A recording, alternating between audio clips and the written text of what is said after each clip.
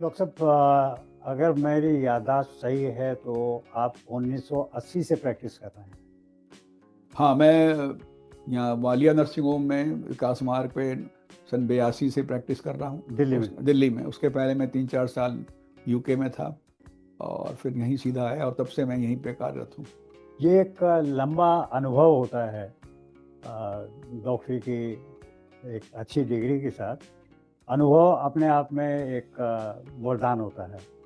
तो उसको देखते हुए आप ये कुछ सजेशन दे सकते हैं, ये सुझाव दे सकते हैं कि यदि जीवन को 4-5 भागों में उनकी एज के मुताबिक बाँटा जाए, जैसे नवजात शिशु 5 साल तक, फिर उसे उसके बाद 5 से 10 साल तक की एज एज ग्रुप एक हो सकता है, फिर 20 साल तक एज ग्रुप हो सकता है, फिर 20 से 30 साल का एज ग्रुप हो सकता है, 30 से 4 मतलब 10-10 साल का जो है बॉडी में वो चेंजेस आते हैं। जो हम ध्यान रखते हैं छोटे बच्चे का, उससे अलग हमें नौजवान बच्चों का ध्यान रखना पड़ता है। और फिर जो अधेड़ उम्र के लोग हैं, उनके लिए अलग प्रिकॉशंस हैं। और बीमारी होने से पहले यदि हम प्रिकॉशंस रख लेते हैं तो मेरे ख्याल से बीमारी नहीं होगी, और अगर होगी भी तो उसका इलाज संभव होगा। तो क्या इन एज ग्रुप के मुताबिक आप ऐसे प्रिकॉशंस बता सकते हैं जिससे आम आदमी जो है अपने आप को स्वस्थ रख सके, संक्षेप में? तो इसमें शुरू शुरू से ही शुरू करते हैं। बच्चा जब 5 साल का होता है तो माँ बाप एक्स्ट्रा प्रोटेक्टिव होते हैं, बट वहाँ भी ध्यान रखें कि उसको बाज़ार का फास्ट फूड वगैरह ना खाने दें। आजकल मैं देखता हूँ 5-5 साल के बच्चे चिप्स की लेके पैकेट लेके घूम रहे होते हैं, खा रहे होते हैं, चॉकलेट्स खा रहे होते हैं। तो उनको उससे उनका फिर वेट बढ़ता है, ओबेसिटी होती है। तो उनको उसी समय से 4-5 साल की उम्र से रोका जाए इसमें कि क्या ओबेसिटी के अलावा और भी कोई शरीर को नुकसान होता है? अगर वो जैसे ज़्यादा आपने चिप्स चॉकलेट खा बताया। रहा है तो उससे उसका दांत खराब होएंगे, कैविटी बनेगी। अगर वो उससे उसका वजन बढ़ेगा, वही ओबेसिटी होएगी। वो बच्चा खा के अगर मुंह साफ नहीं कर रहा तो माउथ इन्फेक्शन उसको होएगा। तो खान पान का ही ध्यान रखना चाहिए। और अ, सैनिटरी का, और हाँ, साफ सफाई। साफ सफाई का ध्यान रखना चाहिए। ये और आगे उम्र बढ़ती है तो अगेन खान पान ही आता है। आजकल देखा गया है कि महिलाएं बुरा मानेंगी बट कुकिंग घर में होना बहुत कम हो गई है। या तो लोग रेडीमेड फूड ले आते हैं या फ्रोज़न फूड ले आते हैं या स्ट्रीट के फूड ले आते हैं। तो ये सब बड़े अनहाइजीनिक ढंग से बनाए हुए होते हैं। कहाँ बन रहे हैं? आजकल एक मोमोज़ मैं देख रहा हूँ, बहुत प्रचलित है और बहुत खा रहे हैं, बट मैंने खुद ने अपनी आंखों से देखा है मोमोज बिल्कुल नाले के किनारे, उसकी फैक्ट्री मैंने खुद ने देखी है बनते हुए। अब वो कितना बनाने वाला उसका ध्यान रख रहा है सफाई का। और ये चटनी मैं जो देखता हूँ, सौंठ की चटनी, इससे मैक्सिमम में इन्फेक्शन मैंने देखे हैं लोगों में, क्योंकि ये शुगर इसमें होती है। पानी इसमें बिल्कुल साफ़ नहीं होता।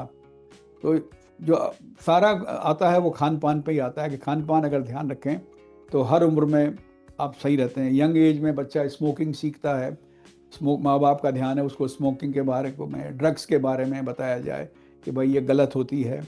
थोड़ा और उम्र बढ़ती है तो मैं अल्कोहल देखता हूँ।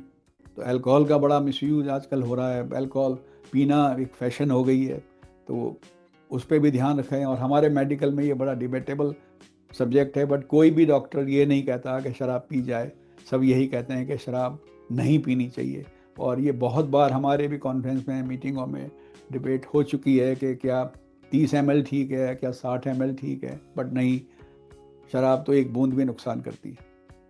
और 40 साल, मुझे किसी ने बताया था, आपके किसी सहयोगी ने, कि 40 साल की एज ऐसी होती है, बहुत जैसे 16-20 साल की एज होती है, बहुत ही नाजुक एज उसे मानते हैं।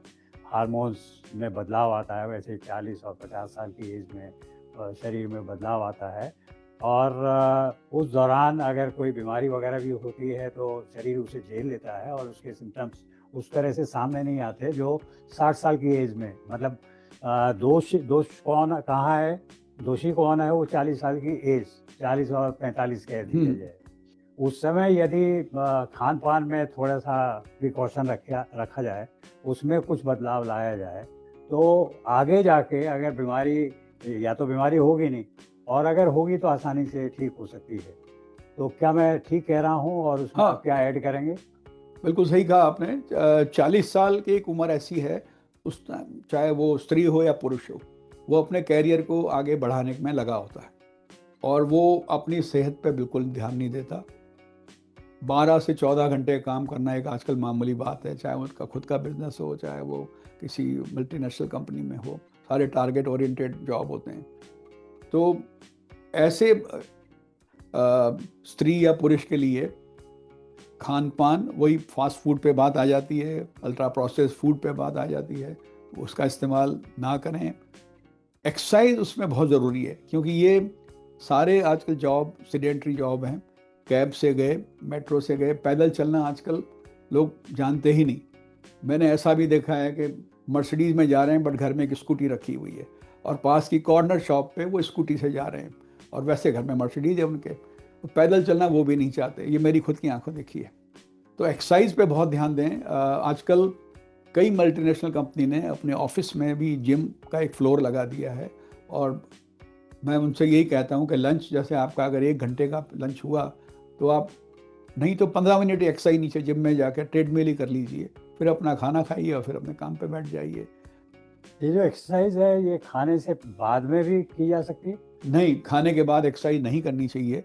जो भी एक्सरसाइज हो खाने से पहले ही होनी चाहिए। बहुत से लोग ये जवाब देते हैं, जो आपने सवाल कहा कि टहल लेता हूँ खाना खाने के बाद। तो खाने के बाद आप बहुत धीरे धीरे टहल सकते हो, बट जो एक्सरसाइज जिसमें आपकी कैलोरी बर्न होनी चाहिए, आपकी हार्ट रेट ऊपर जानी चाहिए, वो तो खाली पेट ही होनी चाहिए।